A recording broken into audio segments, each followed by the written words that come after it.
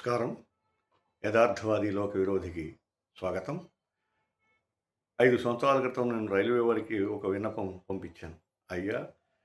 మీరిచ్చే face towel వల్ల ఉపయోగం కన్నా నష్టాలు ఎక్కువున్నాయి. ఆ బ్యాక్టీరియా ఎక్కడికి పోదు. పైగా ఉతకడానికి దానికి 10, 20 దండిగా దాని ఖరీదు 20, 30 కన్నా ఉండదు. పైగా ఒకవేళ పోతే అటెండెంట్ దగ్గర పాపం ఆ రూ. 20 మీరు రికవర్ చేస్తున్నారని కూడా తెలిసింది.